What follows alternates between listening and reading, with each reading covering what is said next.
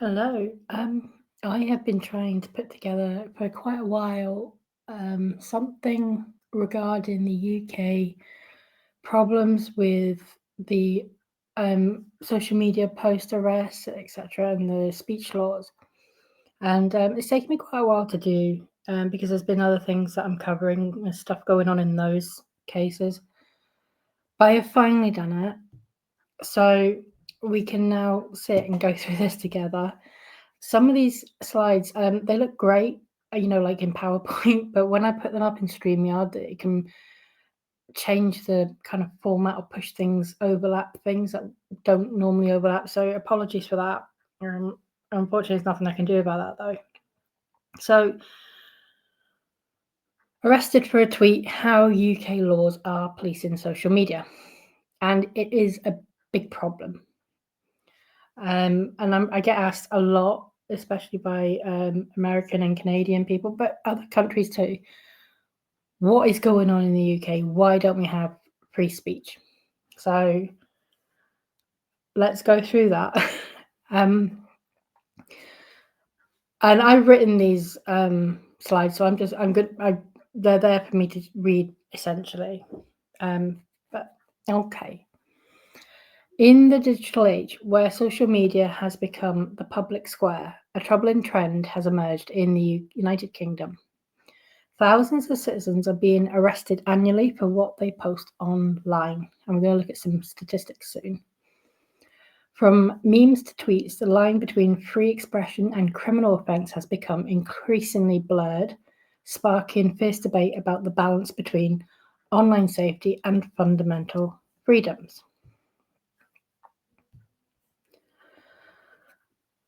So, the surge in social media arrests. Over the past decade, British police forces have dramatically expanded their enforcement of online speech, leading to an unprecedented number of arrests for social media posts. This chapter examines the scale of the phenomenon and the legal frames enabling it. And they're just short chapters, but I like to separate things. So, there are over 30 arrests every day. 12,000 plus annual arrests, right? This is for 2023. The UK police made more than 12,000 arrests in 2023 for offensive online posts. The number of arrests since 2017 has increased by 121%. It is more than doubled, which reflects a sharp escalation in social media policing. And on a daily average, 33 people are arrested every day for their social media activity. Now, these figures represent a fundamental shift in how British law enforcement approaches online speech. The dramatic 121% increase since 2017 suggests that police forces are devoting substantial resources to monitoring and prosecuting social media content, which raises questions then about proportionality and the appropriate use of police powers in a democratic society. Even more so when the police resources are pretty limited anyway. They've been cut to the bone, like all other services. So the fact that they are increasingly spending time policing social media posts rather than dealing with serious crimes like rape and murder. I'm not saying they're not dealing with them, but more needs to be put into, I do cover the grooming gangs scandal as well. They're not as devoted to that as they are to what you tweet. Critics argue that this surge in arrests reflects an overly broad interpretation of existing laws, while supporters maintain that increased enforcement is necessary to combat genuine online harms such as threat, harassment, and incitement to violence. The debate centres on where society should draw the line between protecting citizens from harmful content and preserving the right to express controversial or unpopular opinions. Freedom of speech, or overreach. The image of the police officers detaining citizens for their online posts, and there are loads of them on social media. There are so many videos and images of people being arrested for online posts. The image of police officers detaining citizens for their online posts has become emblematic of the controversy surrounding social media policing in the UK. Each arrest represents not just a legal action, but a moment where the boundaries of acceptable speech are being tested and defined. So, what counts as an arrestable offence online? Well, there are extraordinarily broad definitions. The threshold for police action on social media posts in the UK is remarkably low.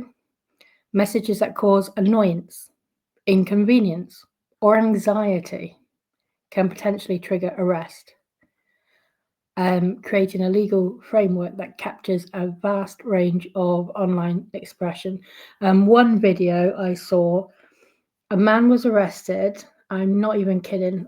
A man was arrested for reposting someone else's video where they called a person a muppet, and that person claimed, distress. So the man was arrested for that, for calling someone a muppet. You can't make it up. These vague legal terms grant police considerable discretion in determining what constitutes an arrestable offence, leading to inconsistent enforcement and concerns about subjective interpretation of the law. And one thing I will say is, before the Supreme Court ruling on gender and, the determination of sex, what is a woman, can trans women really become women? It was horrific, because people were being arrested for, referring to a trans person by their biological sex or misgendering them. And that was just absolutely an absurd situation to be in. Thank God for the ruling. Has restored some limited common sense, but there is a lot of defiance from institutions such as the government and the NHS. That is a whole separate video, and I will cover it because it needs to be talked about. Common trigger categories: grossly offensive content, posts deemed to exceed acceptable standards of public discourse; menacing messages, communications perceived as threatening or intimidating; anxiety-inducing posts, content that causes distress or discomfort to recipients. And note that all of these feelings are very subjective. Annoyance or inconvenience, messages deemed unnecessarily provocative or disruptive. Hateful expression, speech targeting protected characteristics, including race, religion, or sexuality. There's another protected characteristic that never gets talked about, because the conversation is always around race or gender identity or sexuality, and that is disability. I personally feel that there needs to be a lot more done to protect disabled people.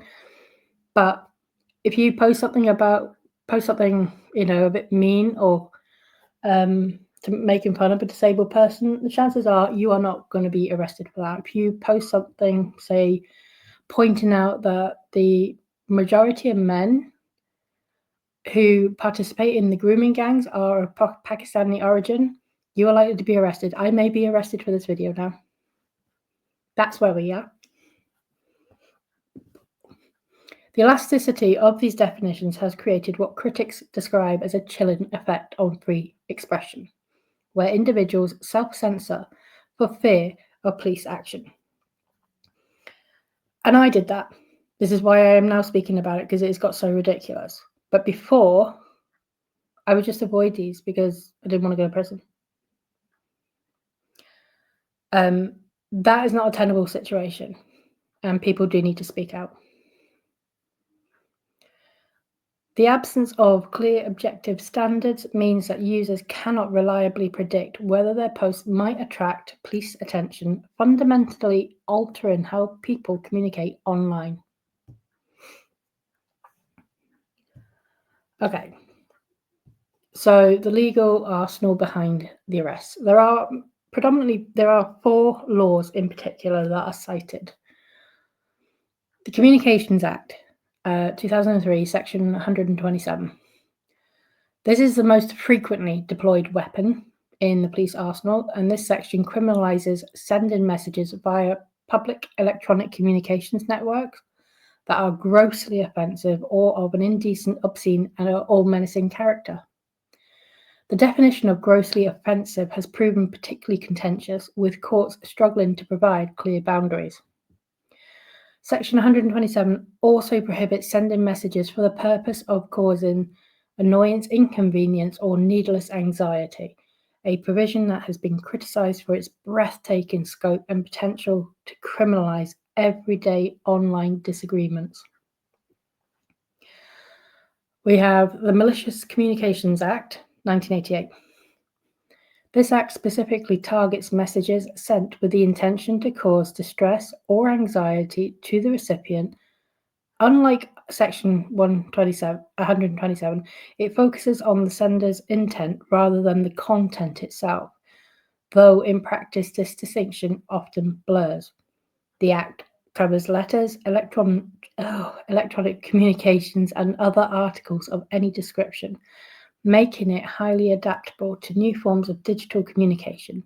However, proving malicious intent can be challenging, leading to inconsistent prosecutions. The Public Order Act, 1986.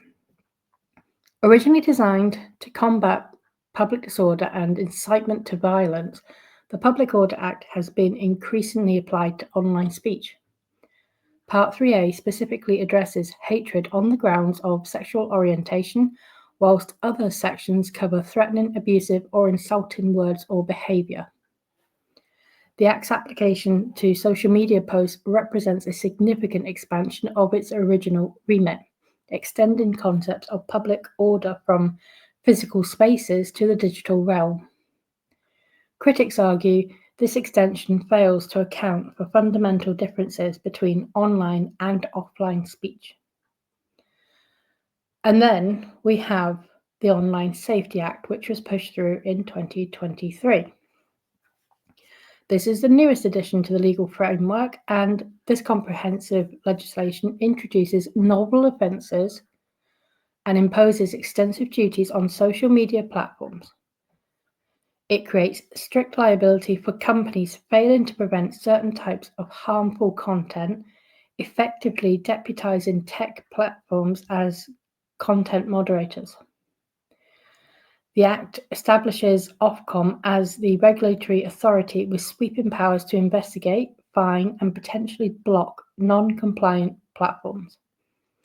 It represents the most ambitious attempt yet to regulate online spaces, but has attracted fierce criticism from civil liberties organizations and technology companies alike. Now, the concept behind the Online Safety Act was to basically try and prevent children from accessing, content they shouldn't, such as pornography. We are long past that. I rarely hear about it being used in that context. Now it's, you can't say this, you can't say that. Generally, it's become so broad. Together, these laws create a dense web of potential criminal liability for online expression, with overlapping provisions that can be applied to the same conduct. Multiplicity of available charges gives prosecutors considerable flexibility, but also contributes to legal uncertainty and inconsistent enforcement.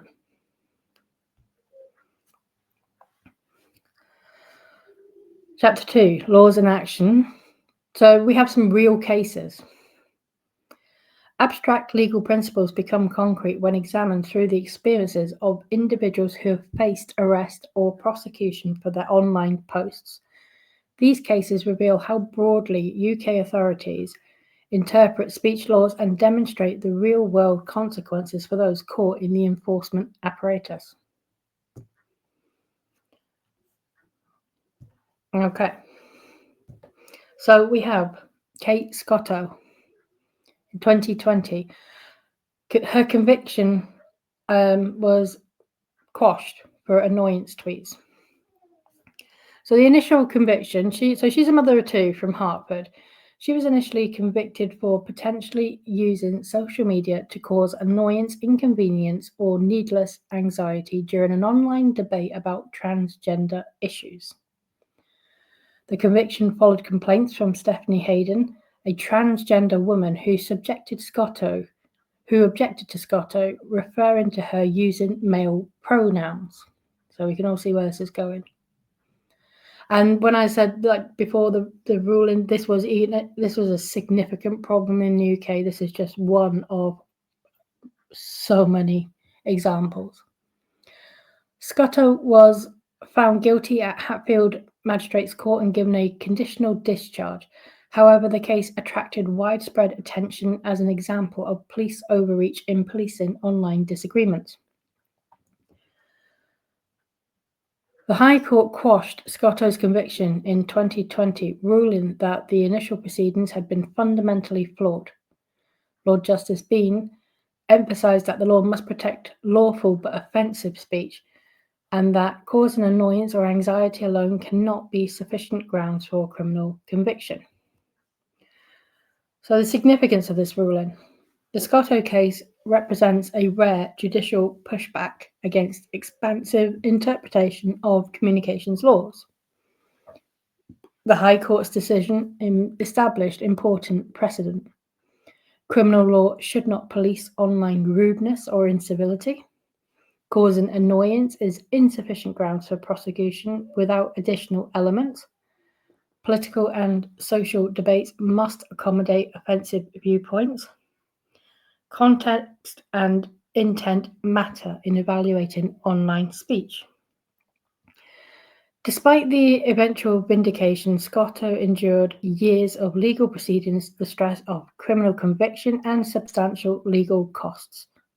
Her case demonstrates that even when prosecutions ultimately fail, the process itself serves as punishment and discourages others from engaging in controversial speech. And there's a note at the bottom I put where the process is the punishment. Even when convictions are overturned or charges are dropped, individuals arrested for social media posts suffer reputational damage, legal expenses, and psychological stress. This process as punishment phenomenon amplifies the chilling effect on free expression. So we've got the case then of Darren Brady. In 2022, he was arrested over a meme. This was the case that shocked free speech advocates. Darren Brady is a British Army veteran, and he found himself at the centre of a free speech controversy when Hampshire police arrested him for resharing an image on social media. The image depicted pride flags arranged in the shape of a swastika, a provocative political statement that police determined had caused anxiety to members of the public. Brady maintained that his intent was political commentary, not harassment or incitement. He argued that the image critiqued what he perceived as authoritarian enforcement of progressive ideology, a viewpoint shared by many but expressed in deliberately provocative visual form. So the image was shared, and then he reshared it. He on the social media platform. Hampshire police received the complaint, launched an investigation. They then arrested Darren Brady at his home and seized his electronic devices. After an investigation, there were no charges, and the CPS decided not to prosecute. But there was a public outcry amongst free speech advocates. Ultimately, the Crown Prosecution Service declined to bring charges, but the damage to Brady's reputation and the chilling effect on others' willingness to engage in provocative political speech had already occurred. The case exemplifies concerns about police using arrest powers to silence viewpoints they find objectionable, even when no prosecutable offence exists. I've got a quote. This case demonstrates the dangers of laws that criminalize speech based on subjective reactions like anxiety rather than objective harms. What causes one person anxiety might be another person's legitimate political expression. In 2022, Joseph Kelly was convicted for grossly offensive tweet. So Joseph Kelly, he posted a crude and insulting comments about Sir Captain Tom Moore, the 100-year-old war veteran who became a national hero for raising millions for the NHS during the COVID-19 pandemic. He posted these comments shortly after Moore's death. Joseph Kelly was charged under the Communications Act for sending a grossly offensive message. Sheriff Adrian Cottam ruled that Kelly's tweets crossed the line from poor taste to criminal offence, sentencing him to 150 hours of unpaid work. So the controversy. Critics, including civil liberties groups and legal scholars, condemned the conviction as evidence of elastic interpretation of grossly offensive. They argued that whilst Kelly's comments were distasteful, criminalising bad taste represents a dangerous precedent. The Kelly case illustrates the subjective nature of determining what constitutes grossly offensive content. What one person considers merely tasteless or inappropriate, another views as beyond the pale and worthy of criminal sanction. This subjectivity, critics argue, grants too much power to prosecutors and judges to impose their moral sensibilities through criminal law. Defenders of the prosecution maintain that some speech is so offensive to widely shared values that it warrants criminal punishment, particularly when directed at revered public figures. They argue that protecting Captain Tom Moore's memory from vile abuse serves a legitimate public interest. So I have a quote. The test should not be whether we find speech offensive, but whether it poses genuine harm. Kelly's tweet was repugnant, but repugnance alone should not be a criminal offence in a free society.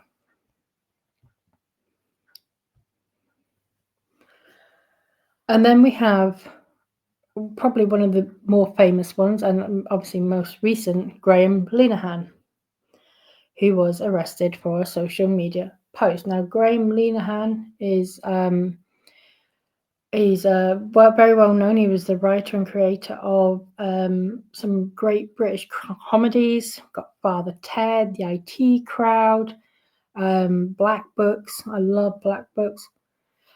He was arrested and detained by armed officers at Heathrow Airport on suspicion of inciting violence through social media posts.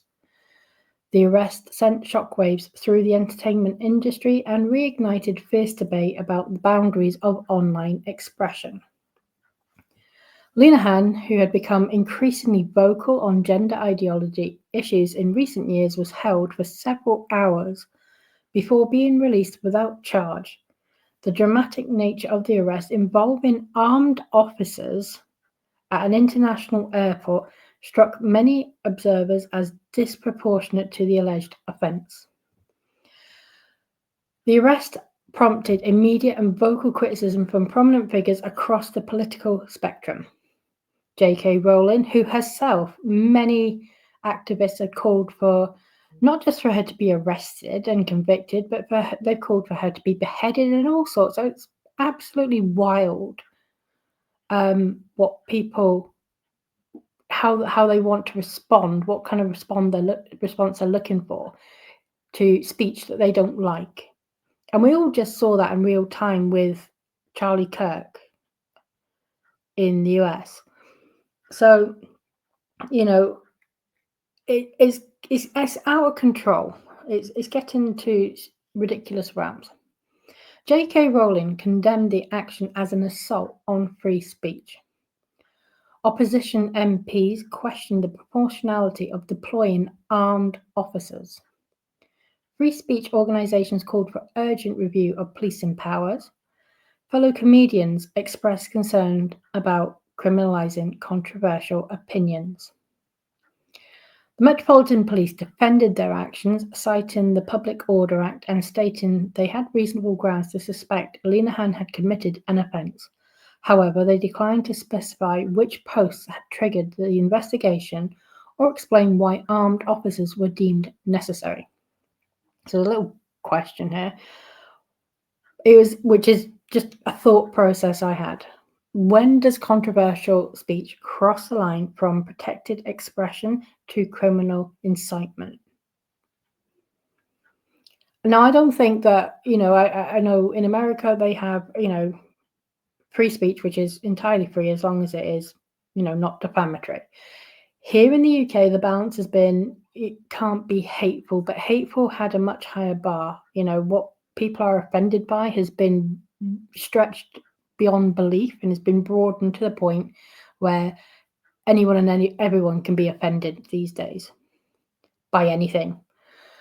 However, personally, I do feel that the original, bar of it can't be untrue, and it can't be grossly offensive. And I mean grossly offensive in its like more truer form, because there are consequences. If I call, like I'm dealing with the Blake Lively and Justin Baldoni lawsuit. Blake Lively come out, put it in the New York Times, blasted it across the world. These allegations that Justin Baldoni was a sexual predator. Now we've dug into it, I don't believe it for 1 second. There is absolutely no evidence of it at all. But that didn't stop Justin Baldoni having awards rescinded, losing millions of dollars of work, and as well as the physical and mental effects on him as well. So if there is consequences for the speech you are saying, and it is not true and it is hateful, then I do believe that is the point. There should be consequences for you saying it. Everything else should be free. That's my personal position. So it has to be untrue and hateful, not. I mean, defamation, or to get a defamation case into a court is incredibly hard. It starts in the High Court, so the costs are astronomical. So in reality, you can't just, strut up to a court and every time someone says something false, you can't vindicate yourself. It's not that simple. Should it be criminal? I don't know. Should the civil laws be made easier? Yes.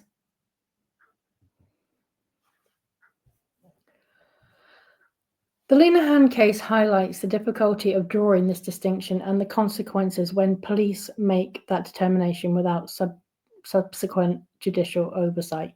And even when I say, oh, well, there should be some consequences, I do not believe it requires armed police. I think there has to be proximity, given that there are, I've seen people, arrested for tweets they put up months and months ago, years ago in some cases. We have statute of limitations on most violent offences, on, several violent offences, like assault, 6 months. Discrimination, To bring a claim against your employee, you've got 3 months. So why can the police go and arrest someone for a tweet they put up 2, 3, 4 years ago? Because that has been happening. And why wasn't that person offended 2, 3, 4 years ago?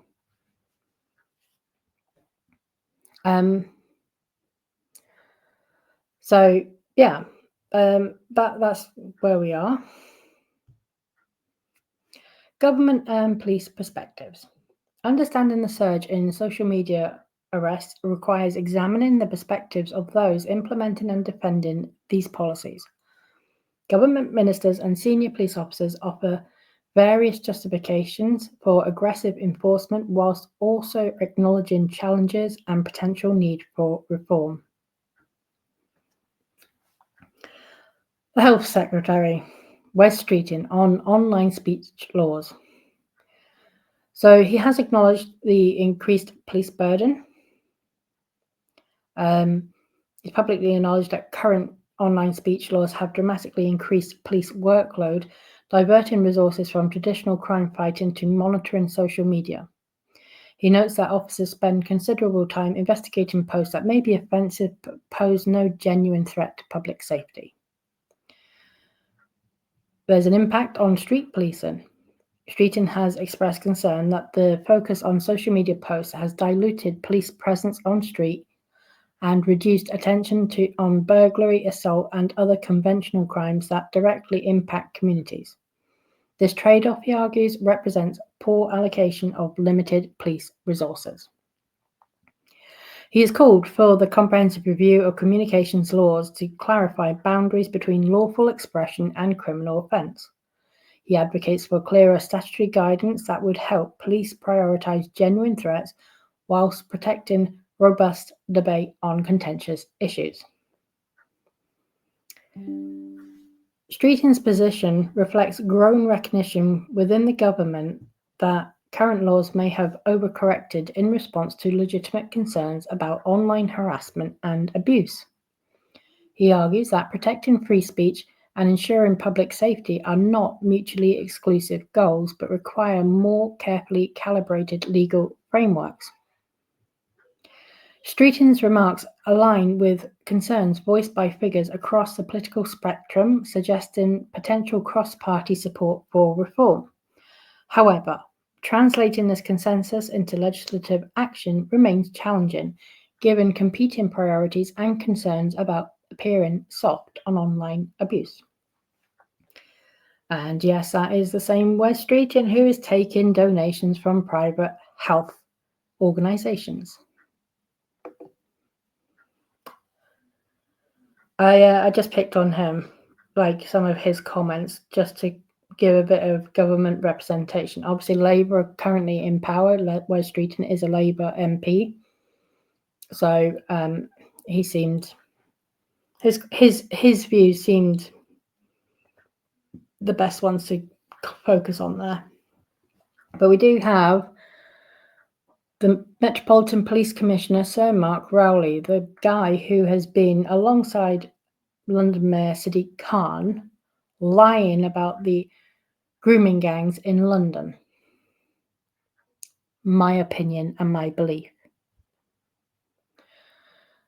So Mark Rowley defends arrests in cases, of course he does, where social media posts constitute genuine threats to individuals or public safety. Now, obviously, if someone is going around threatening to harm someone, threatening to kill someone, of course.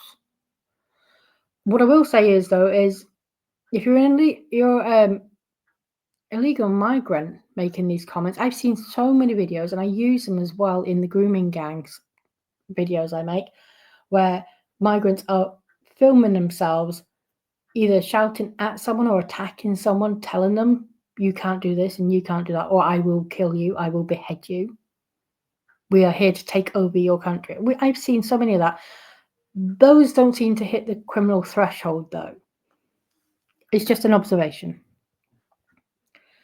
He distinguishes between offensive speech, which he acknowledges should generally be protected, and threatening communications that cross into criminal territory.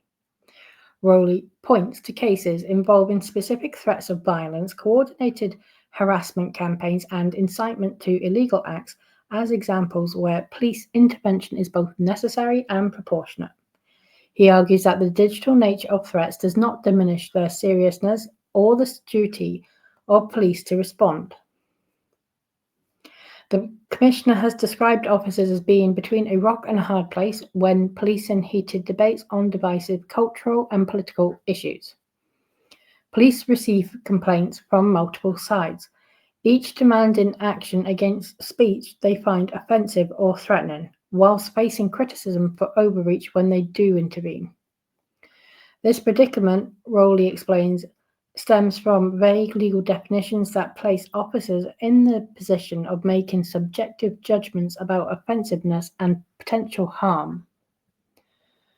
Without clearer statutory guidance, individual officers must navigate these decisions with insufficient support or training. Rowley has advocated for legislative reform that would provide more objective criteria for determining when online speech crosses into criminality. He suggests that clearer laws would enable police to focus resources on genuine threats whilst avoiding accusations of censoring unpopular viewpoints. The Commissioner proposes establishing thresholds based on specific, credible threats rather than subjective assessments of offensiveness.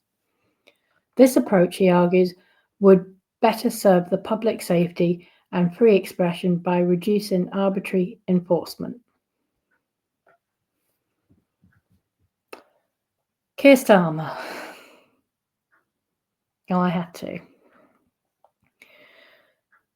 Prime Minister Keir Starmer has positioned himself as a proud defender of the United Kingdom's historic commitment to free expression. No. If you raise any concerns about grooming gangs, you are classed as a racist or Islamophobic. In speeches and interviews, God, I'm really struggling to get through this, but I had to put this up to convey everyone's opinions fairly. In speeches and interviews, he has emphasised that robust protection for controversial speech is fundamental to British democratic tradition and must be preserved even when that speech causes offence or discomfort. Starmer, who served as Director of Public Prosecutions, that's the head of the CPS, before entering politics, brings direct experience with the challenges of balancing free expression against legitimate concerns about harassment and incitement. He has argued that this balance is best achieved through clear, proportionate laws rather than expensive police discretion. The Prime Minister has stated that police should prioritise serious crimes, violence, theft, sexual offences over investigating social media posts that, whilst potentially offensive, pose no direct threat to public safety. And yet they're not. He has questioned whether the current allocation of police resources reflects public priorities and serves the interests of communities most affected by conventional crime. We have a quote, "We must protect the right to say things that others find offensive. That's what free speech means. But we also have a duty to protect people from genuine threats and harassment." While Starmer's rhetoric emphasises free speech protection, translating this into legislative reform faces obstacles, including public pressure to do something about online abuse, concerns about appearing insensitive to harassment victims, and the complexity of drafting clearer legal standards.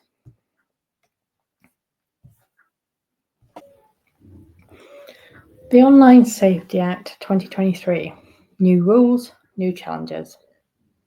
The Online Safety Act represents the most comprehensive attempt yet to regulate digital spaces in the UK. Hailed by supporters as essential protection for vulnerable users and condemned by critics as Orwellian overreach, the Act has fundamentally reshaped the legal landscape governing online expression. What does the Online Safety Act do? The Act imposes strict legal duties on social media platforms and other user-generated content services to swiftly identify and remove illegal content. This includes terrorism-related material, child sexual abuse imagery, content promoting suicide or self-harm, and communications that violate existing criminal laws. Platforms must implement proactive detection systems, respond promptly to reports, and maintain comprehensive records of their content moderation decisions. Failure to meet these obligations can result in substantial penalties from Ofcom. Perhaps the most stringent provisions address the content that may harm children. Platforms must implement age verification systems to prevent minors from accessing adult content and must actively protect children from material that poses psychological or physical risks. The Act requires services likely to be accessed by children to assess risks of exposure to harmful content, including content promoting eating disorders, dangerous challenges, or violent behavior, and take appropriate mitigation measures, including content filtering and parental controls. From that perspective, I don't think it's working, because I see all kinds of stuff that should be prevented across the platforms all the time. The Office of Communications, Ofcom, becomes the regulatory authority with sweeping powers to enforce the Act's provisions. Ofcom can issue improvement notices, levy fines up to 10% of a company's global annual revenue, impose business disruption measures, and in extreme cases, initiate criminal proceedings against senior executives. Ofcom is developing codes of practice that provide detailed guidance on compliance, effectively creating a comprehensive regulatory regime for online platforms operating in the UK. The Act also introduced transparency requirements compelling platforms to publish regular reports on content moderation, user complaints, and safety measures. This transparency aims to enable public scrutiny of platforms' decisions and practices. So, criticism and controversy. Major social media companies have warned that the Online Safety Act creates powerful incentives for excessive content removal. Facing potential fines reaching billions of pounds, platforms are likely to adopt better than safe than sorry approaches, removing borderline content that might be lawful but could attract regulatory attention. Elon Musk, X, formerly Twitter, under Elon Musk's ownership, has been particularly vocal in opposing aspects of the Act. Musk has called for significant adjustments to prevent what he characterizes as government-mandated suppression of lawful expression, and he's right. That's exactly what it is. X has indicated it may challenge enforcement actions in court and has suggested it might reduce UK operations rather than comply with requirements it views as incompatible with free speech principles. This confrontational stance sets up potential conflicts between one of the world's largest social platforms and UK regulators. Age verification requirements have proven especially controversial. A petition demanding repeal of these provisions attracted 468,000 signatures, reflecting widespread concern about privacy implications of mandatory identity checks for accessing social media and other online services. Critics argue that effective age verification requires collecting sensitive personal information, creating privacy risks and potential for data breaches. They also question whether such systems will prove effective, as tech-savvy minors may easily circumvent verification mechanisms. Groups including Big Brother Watch, Index on Censorship, and Liberty have condemned the act as an unprecedented expansion of government control over online speech. They warn that Ofcom's enforcement powers have effectively deputised a government agency to determine what content British citizens may access and share. Quote, "The Online Safety Act transforms social media platforms from neutral spaces for expression into government-supervised entities tasked with policing speech according to ministerial priorities. This represents a fundamental shift in the UK's approach to free expression." So we have Ofcom. Their enforcement actions. 1. Pornography site investigations. Ofcom has launched comprehensive investigations into major pornography websites to assess compliance with age verification requirements. These probes examine whether sites have implemented effective systems to prevent children from accessing explicit content. 2. 4chan and extreme content platforms. The regulator is investigating platforms known for hosting extreme or controversial content, including 4chan. These investigations focus on compliance with duties to remove illegal content and assess risks imposed by unmoderated forums. 3. Online suicide forums.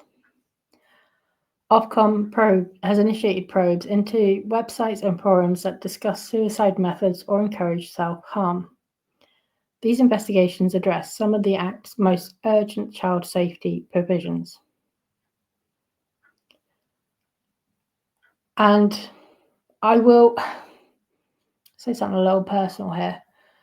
Years ago, when I was living in South Wales, this is where in principle, there was good intent behind this, behind some of these laws.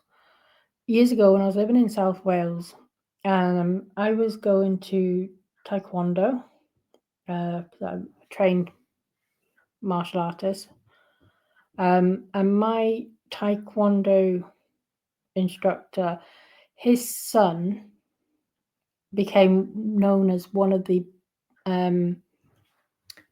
Bridgend Six, and it was basically a group of 6 friends who one after the other committed suicide. And they had used it wasn't social media so much. I think it was like electronic messaging. They sort of made plans and everything, and one after the other they all committed suicide. So this is where, when these laws were sort of proposed to the public, the good intention was there. How they have actually been used in practice, it goes too far, way beyond. 4. Mainstream platform assessments. Even major platforms like Meta, TikTok, and YouTube face ongoing assessment of their compliance with the Act's requirements, signalling that no service is too large to escape scrutiny. These enforcement actions demonstrate the UK's government's determination to rigorously implement the Online Safety Act despite industry opposition. Ofcom's aggressive early enforcement sends a clear message that non-compliance will not be tolerated regardless of a platform's size or influence. The investigations also reveal the practical challenges of implementing the Act, determining what constitutes effective age verification, assessing whether a platform has done enough to mitigate risks, and balancing competing considerations of safety and expression require complex judgments that will likely generate ongoing disputes. The human cost and chilling effect. Beyond legal debates and regulatory frameworks lie the human consequences of aggressive social media policing. Individuals arrested for their online posts face life-altering repercussions, while countless others self-censor for fear of police attention. This chapter examines the personal and societal costs of current enforcement approaches. Sorry, my throat is a bit sore today, again. So we always got self-censorship and fear. Civil liberties organisations have documented widespread self-censorship among UK social media users, particularly on contentious topics like gender identity, immigration, and race relations. People report avoiding expressing their genuine views for fear of police investigation, even when they believe those views are reasonable and lawfully held. This chilling effect extends beyond those directly affected by arrests. Each high-profile case sends ripples through online communities, discouraging others from engaging in controversial speech. The uncertainty about what might trigger police attention compounds the deterrent effect, as users cannot reliably predict which posts might cross ill-defined legal boundaries. Disproportionate impact. The chilling effect disproportionately impacts those least able to withstand legal scrutiny.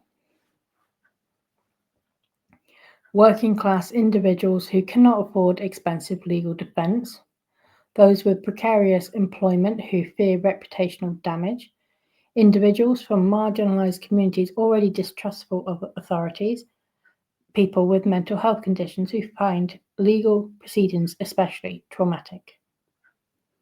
There are democratic implications. When citizens fear expressing controversial opinions, democratic discourse suffers. Important debates become sanitised with only the most confident or privileged willing to voice dissenting views. Contentious but legitimate questions go unasked and orthodoxies remain unchallenged. Research by civil liberties groups suggests that arrests for social media posts have made people less willing to participate in online political discussions, share satirical or provocative content, question prevailing narratives on sensitive issues, express support for unpopular but lawful positions. The test of a society's commitment to free speech is not whether it protects popular opinions, but whether it protects speech that offends, disturbs, or challenges prevailing orthodoxy. By criminalising offence, we erode the foundation of democratic deliberation. Measuring the immeasurable. The chilling effect, by its nature, is difficult to quantify. We cannot know what ideas go unexpressed, what debates never happen, what insights remain unshared due to fear of legal consequences. The invisibility makes the harm no less real or concerning.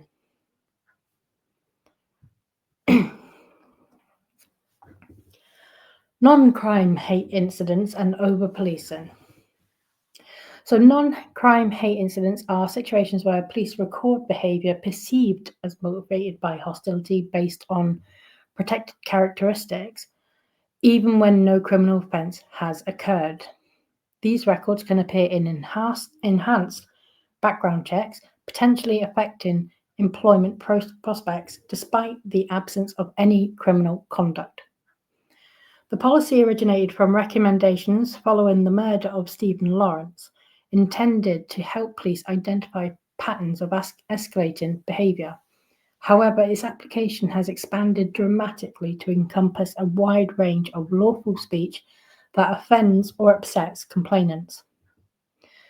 Police forces have recorded non-crime hate incidents for incidents including tweets expressing gender-critical views, sharing statistics about immigration, expressing religious objections to same-sex relationships, criticising cultural practices, posting satirical content about protected groups.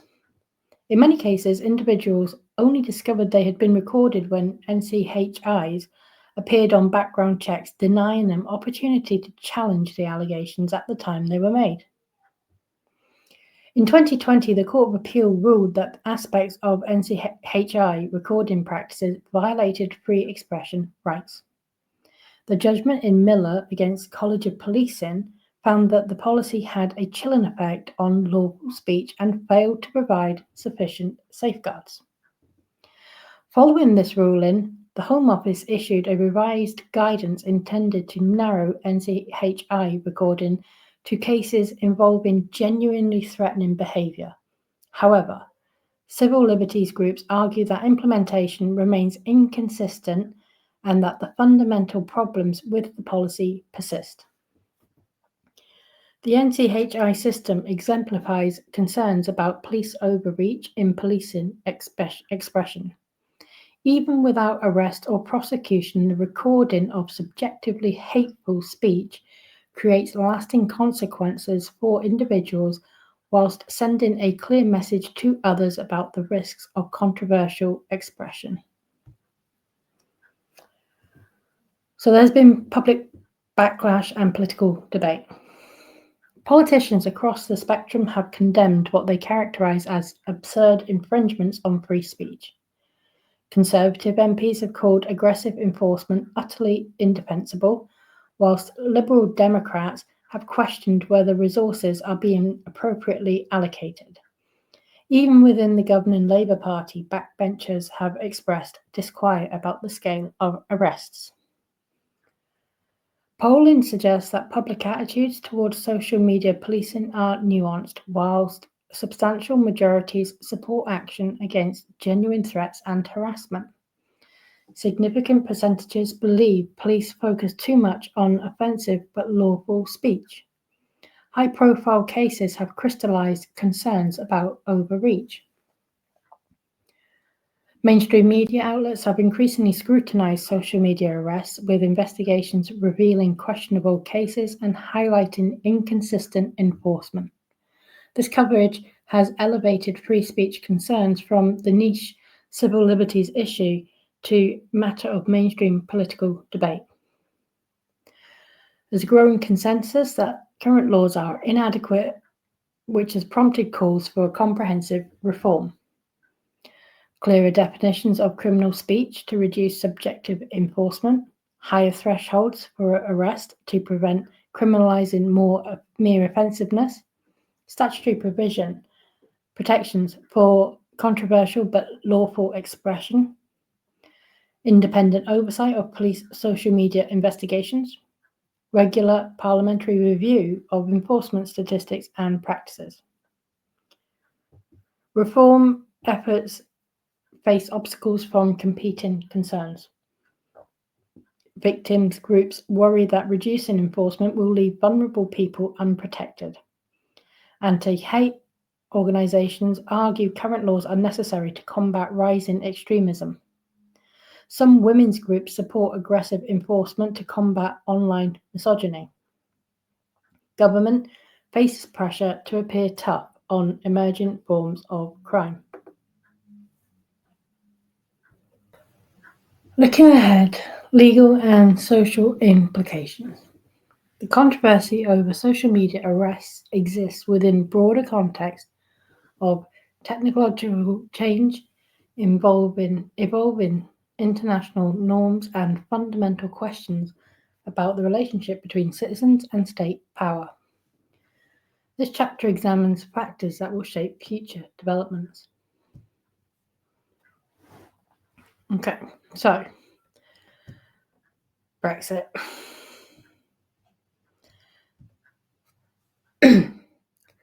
So Brexit's role in the UK free speech landscape. First, we have the loss of EU Charter protections. The United Kingdom's departure from the European Union had significant but often overlooked implications for free expression protections. The EU Charter of Fundamental Rights, which included strong safeguards for freedom of expression and information, no longer applies in UK law following Brexit.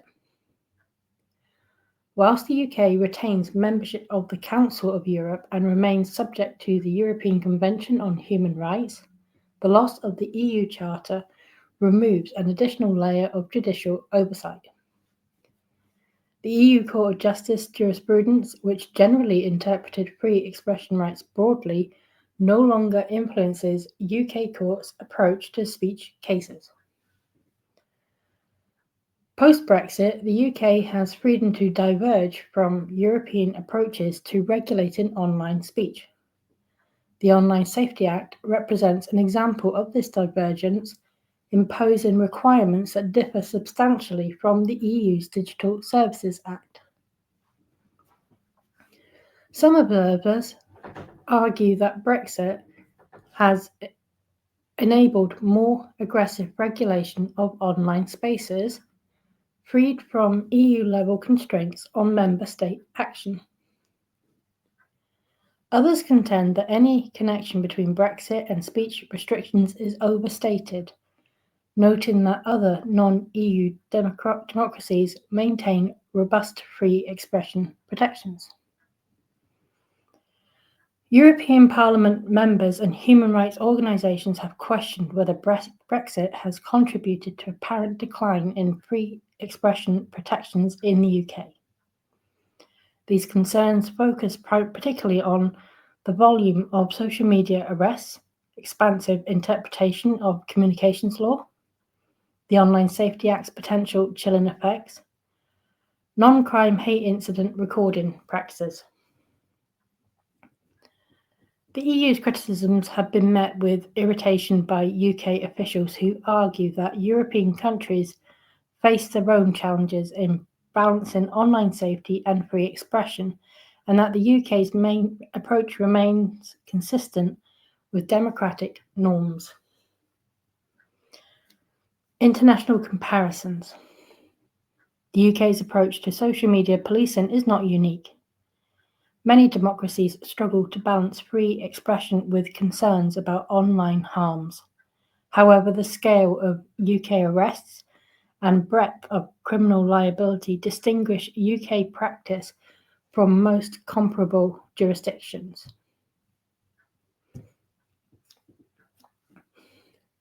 The Data Use and Access Act 2025. This represents the UK's most significant update to digital information legislation since the Data Protection Act 2018. The Act aims to facilitate innovation whilst maintaining protections for individual privacy rights, reflecting the government's ambition to position Britain as a leader in the digital economy post-Brexit. Key provisions include streamlined processes for data sharing between public bodies, reduced compliance burdens on businesses, including personal data, and frameworks for emerging technologies, including artificial intelligence and machine learning systems. Unlike the Online Safety Act, the Data Use and Access Act does not directly address content moderation or speech policing. Its focus remains on data protection, governance, and enabling beneficial data uses rather than restricting harmful content. However, the Act's provisions on law enforcement access to data may indirectly affect social media investigations. Enhanced powers for police to obtain digital information could facilitate identification of individuals behind anonymous accounts, potentially increasing enforcement of communications laws. The Act also establishes clearer frameworks for transparency in algorithmic decision-making, which could apply to content moderation systems employed by social media platforms. This transparency may help illuminate how platforms make removal decisions and enable better assessment of potential biases in automated content filtering. Reform advocates call for replacing vague terms like grossly offensive and causing anxiety with objective criteria based on specific harms. Clearer definitions would enable citizens to understand legal boundaries and reduce arbitrary enforcement. Police should prioritize credible threats of violence, sustained harassment campaigns, and incitement to illegal acts rather than investigating one-off offensive posts. This focus would better serve public safety whilst reducing chilling effects on expression. Statutory protections for lawful but offensive expression on matters of public interest would safeguard democratic debate. Such protections exist in other democracies and could be adapted to UK legal traditions. Specific reform proposals include amend Section 127, narrow grossly offensive to exclude speech on matters of public interest.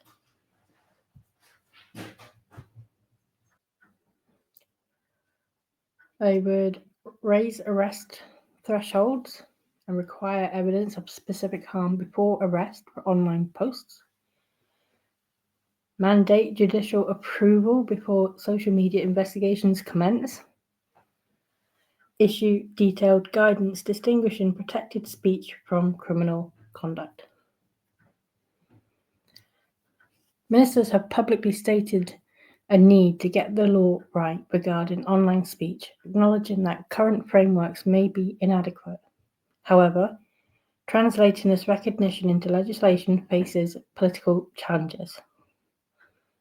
Reform must navigate competing pressures, concerns about appearing soft on online abuse, demands from victims groups for continued strong enforcement, civil liberties organisations' calls for protection of expression, and practical constraints on parliamentary time and political capital.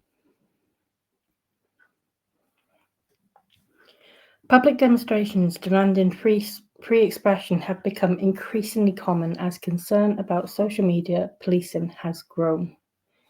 These protests bring together unlikely coalitions: civil libertarians and conservatives, comedy writers and academics, trans activists and gender-critical feminists, united by concern that aggressive enforcement threatens domestic discourse.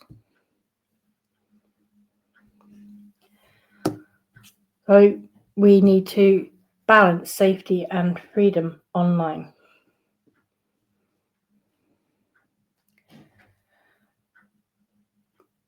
At the top is the core challenge. Then 2, current approach, broad policing. 3, consequences, 12,000 plus arrests and chilling effects. 4, key players, police, government, courts, platforms, and citizens. And then 5, the path forward, reform, clarity, balance. The United Kingdom faces a complex challenge that goes to the heart of democratic governance in the digital age. How do liberal democracies protect citizens from genuine online harms, harassment, threats, incitement to violence, whilst preserving the robust protection for controversial expression that underpins democratic deliberation? Current laws enable extraordinarily broad policing of social media with more than 12,000 annual arrests for online posts. This aggressive enforcement has sparked fierce controversy, with critics arguing it represents unacceptable infringement on free speech, whilst defenders maintain it's necessary to combat emerging forms of harm. Future reforms must acknowledge that protecting free expression and ensuring online safety are not zero-sum propositions. Thoughtfully designed laws can focus enforcement on genuine threats whilst safeguarding space for controversial but lawful speech on matters of public concern. This requires moving beyond blunt instruments like vague definitions of offensiveness towards more nuanced frameworks that distinguish between credible threats versus hyperbolic rhetoric, sustained harassment versus isolated offensive remarks, incitement to violence versus advocacy of controversial positions. targeted abuse versus contributions to public debate. The controversy over social media arrests reflects deeper tensions about authority, community standards, and individual rights in pluralistic societies. Resolution will require not just legal reform, but ongoing social dialogue about the values we wish to protect and the trade-offs we're willing to accept. Quote, "The question is not whether some online speech causes harm. Clearly it does. The question is whether the remedy of aggressive criminal enforcement causes greater harm to the democratic freedoms that distinguish liberal societies from authoritarian regimes." And then I'm going to end on a positive note.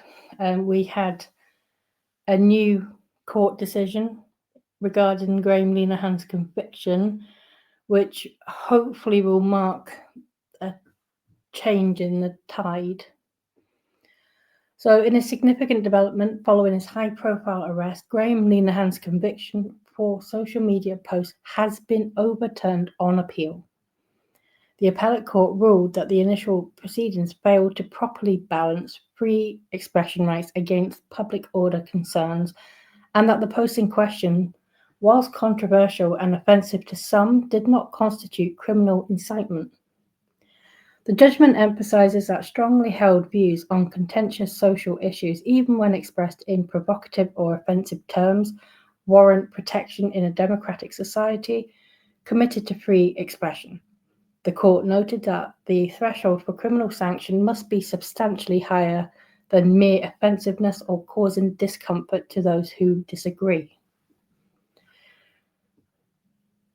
This decision may influence how courts evaluate similar cases involving social media posts on controversial topics.